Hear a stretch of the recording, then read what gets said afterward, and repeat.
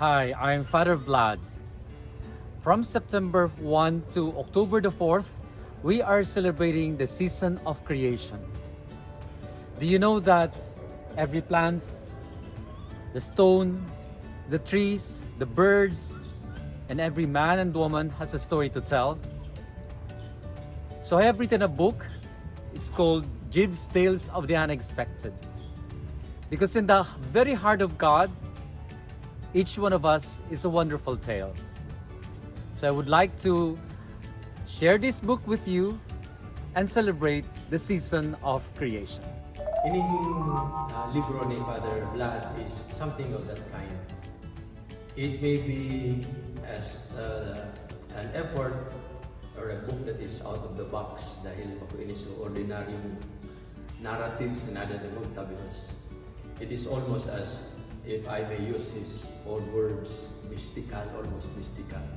Dahil nagagamit siya ng images, dialogues na di mo ordinarily madadagog o ma-experience yan mismo sa buhay. But it is a wonderful journey. First of course, into realities like the earth, plants and trees, social realities as well that make us aware kung sinsay kita, kung anong hinahagad sa tuwing kaburangan. The book specifically speaks about care for Mother Earth, which is very timely. Nangunyan, hinahagad as in hinaagda kita ni Pope Francis na padabaon ta sa tuyang kinaban, because this is the only Earth, this is the only Mother Earth that we have. As in ini, sabi nga ni, dahil taman ini minana sa satong mga ninuno, sinubli kita ini sa satong mga aki, na ipapamana ta na dapat mahusay at simarhay. Nagtataon ng buhay, berde at simagayon. Sa istoryang ini, ang Tales of the Unexpected ni Father Vlad, ma-i-encounter tayo ng siring na message. As in dugod, mag-enjoy kita sa pagbasa kay ni Makuman ining difícil na basahon. Makaugmang damugon dahil ta nahihiling ta sa itong sadiri. Nakikipag-inkwentro sa kinaban sa satong sadiri, asin siyempre sa kagurangan. Maging magayong lugod ang sa tuyang experience sa pagbasa ng libro ini. And all the best kay Father Vlad. Dakul pa man lugod na siring kini ang gibuhon mo, din ulit na dakula ang kontribusyon ini. Bakulang sa mga taong midbid mo o interesado sa sinusurat mo, kundi sa simbahan, sa komunidad, sa kinaban. Anuman, anuman kadiit, kasadit, pirming may kahulugan kung hindi idinudulot sa kagurangan. All the best, Father Vlad. God bless you.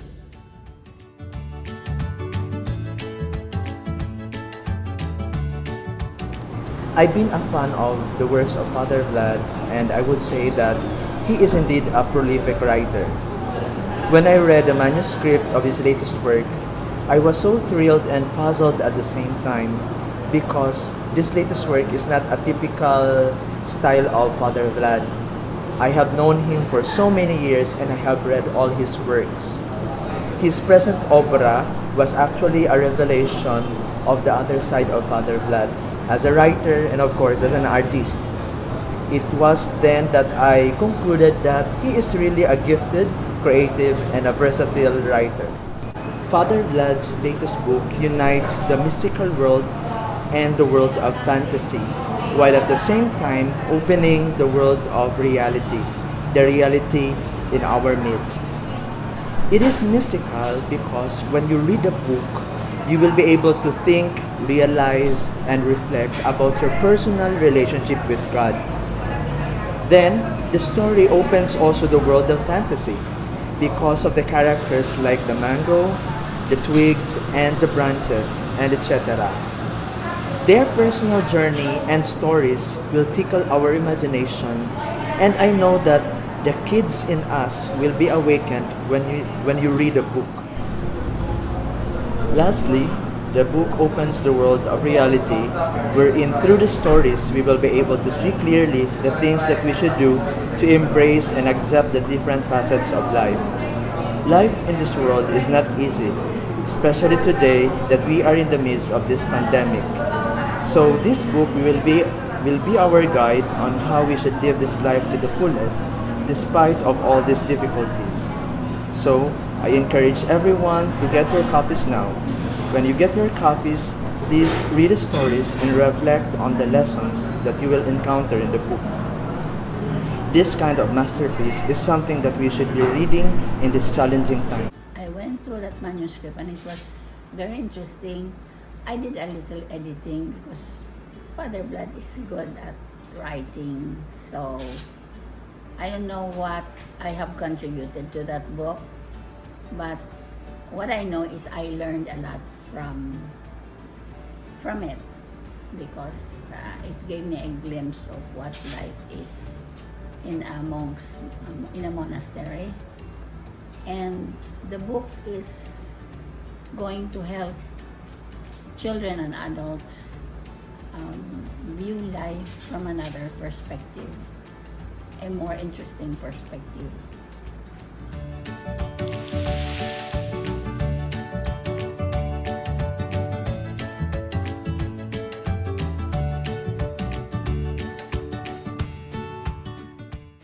Hello everyone, my name is Haley and I'm Lola Blood's grandniece. I'm so excited to read the Annie. So let's start. Hello, I'm here, said the voice again. Lo and behold, the voice was coming from the mango fruit I was holding in my hand. Hi, I'm Zaya and I am Lola Blood's niece. I'm so excited to read this and you can have a copy of this and I'll invite you to read this. Magayon mo niyan, panahon mo niyan kan na inaapod nato sa simbahan, season of creation. Tamang-tama, timing po ining sinurat na niya ni Father Blood na JIV'S Tales of the Unexpected. Magayon mo naman ini.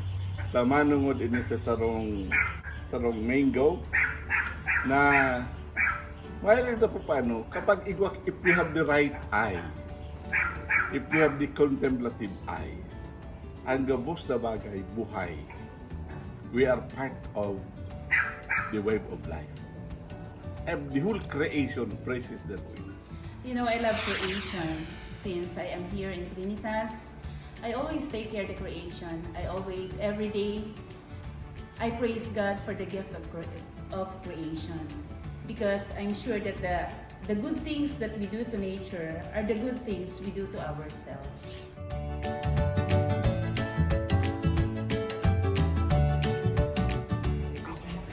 Father Vladimir Chalas, Sol, is a member of the Society of Our Lady of the Most Holy Trinity, a missionary congregation of priests, sisters, and lay apostles. Father Vlad has a master's degree in biblical theology at the SBD Seminary in Tagaytay City. He holds a baccalaureate degree in the Urbana Pontifical University, a licentiate degree, and a doctorate degree in sacred theology at the St. Thomas Aquinas Pontifical University, Angelicum in Rome, Italy. This book contains a secret. It features Father Vlad's extraordinary adventures with ordinary things, such as a mango fruit, a twig, 3 dried leaves, and a rake that came unexpectedly alive in his case. Each character invites us to enter into a magical world which can only be perceived by a reader who has the heart of a child. This is meant as a children's book for grown-ups. This book also chronicles Father Vlad's monastic journey with the monks of St. Benedict's Monastery in Digos, Davao, the Philippines during his 40-day Lenten retreat. As a professional photographer, he tries to capture through his cartoonized photographs the mystical life of the monks and the stunning beauty of the cloisters not seen by the outside world. Hence, this also serves as a small coffee book. The tales in this book first appeared on Facebook as shared by Father Blood, which had been loved by people all around the world. The reader is challenged to be an earth warrior like Saint Francis of Assisi in respecting and protecting the wonders and sacredness of creation in the spirit of Pope Francis' encyclical Laudato Si.